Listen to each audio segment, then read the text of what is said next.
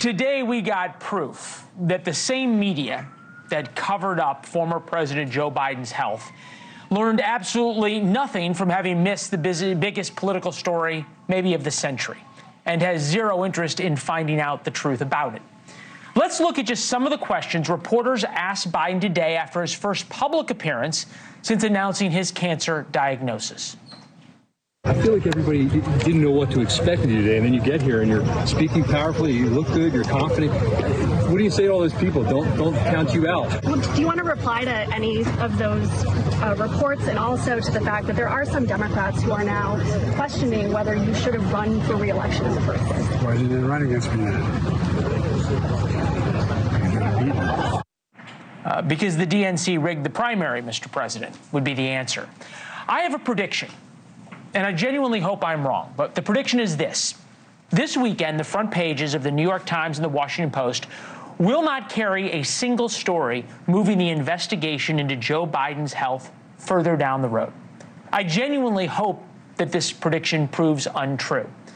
But just think about Jake Tapper, and sure, he's selling books, but he's hardly a right-wing kook, and he calls this scandal of covering up Joe Biden's health worse than Watergate. Yet the newspaper that broke Watergate has zero interest in investigating it. Where are the front page pictures of the members of the small group who led the Biden White House? That would include Ron Klain, the former White House chief of staff, Anthony Bernal, top advisor to then First Lady Jill Biden, Mike Donilon, top advisor to President Biden, Steve Ricchetti, counselor to President Biden, Bruce Reed, former White House chief of staff, deputy chief of staff. With us now, George Will, NewsNation senior political contributor, Pulitzer Prize-winning columnist. During Watergate, all the president's men were household names, and yet these people's pictures are hardly on television or in newspapers. Why is that? And this is a legitimate subject for congressional investigation, in part because, Leland, it demonstrates the limitations, if not the failure, of the 25th Amendment. That provides for the disability of the president, either as the president himself says he's unable to perform his duties, or a majority of the principal officers of his government say he can't do that. What is stunning to me is that there is not the least bit of embarrassment by media. This was a planned event. There was the pool, the Washington, D.C. pool of networks went up to cover this event. It was not unknown that no enterprising reporter went up to ask some basic questions. Mr. President, when was the first time anyone told you might have prostate cancer? Were you under any hormone therapies? Is it true members of your cabinet couldn't get a hold of you for months? Was the auto pen used for things that you didn't decide? These are pressing questions for our democracy, are they not? They certainly are. I looked it up today, Leland, that it was November 2nd that I wrote a column, November 2nd, 22, that's 2.5 years ago, that I wrote a column in which I just quoted Biden demonstrating that he had no idea how his student loan forgiveness, which would have been one of the largest expenditures in American history, $430 billion, he had no idea how that came about. Donald Trump, and I think we could play them back to back, but folks at home already understand this. The difference between the questioning of Joe Biden in the midst of an enormous political scandal and Donald Trump today in the Oval Office, and legitimately Donald Trump is the president, but Biden was president 140 days ago, and there's lots of unanswered questions. So when Donald Trump complains that the press is out to get him and is unfair to him, he is not incorrect. That is correct. And what we have to remember is, remember 2020 was the pandemic, and they put Joe Biden in his basement in Wilmington and kept him there. So he essentially went through the only presidential election he had, general election, and he didn't participate. And when it came time to do it again, he couldn't participate by the opinion of his party's leaders. Fool me once, shame on you. Fool me twice, shame on me. There seems to be this line in Washington among reporters who missed the Biden health story. Oh, but we were told he was fine. Oh, but we didn't know. Oh, but the Biden White House was so good at covering up. Oh, the Biden White House threatened everybody, on and on and on.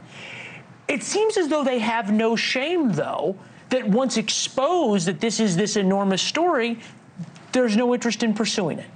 They have no shame, and they have ample credulity. Because since when is it the role of reporters to say, well, they told me this, and that's Journalism 101, politicians lie. No kidding. Do you think that Dr. Jill Biden should also have to come in and testify about what she did or didn't do?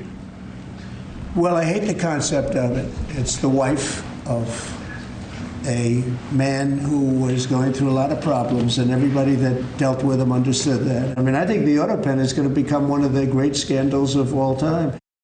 I can't figure out why, for no cost to them, Joe Biden's out of office, exposing him, digging into this, putting Mike Donlin's face all over the Washington Post front page. It doesn't cost anything. It doesn't help Donald Trump. Why not do it? Let's stipulate that there might be some sense that the man has metastatic stage, 4 cancer, prostate cancer, and there's a sympathy element. Second, when you see an elderly person who is confused, you wince and want to turn away. You want to avert your gaze. That said, it's not just a normal person. Right. This implicates the constitutional functioning of the country, and it surely is the job of journalists to ask about it.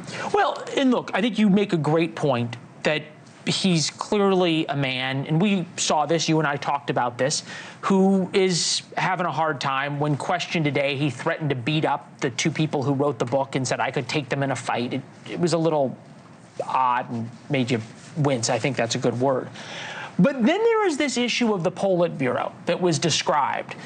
Bernal, Williams, Kevin O'Connor, the physician, Jill Biden, Hunter Biden, Karine Jean-Pierre, the press secretary, Jake Sullivan, the national security advisor. You could think about the secretaries of state and the secretaries of defense.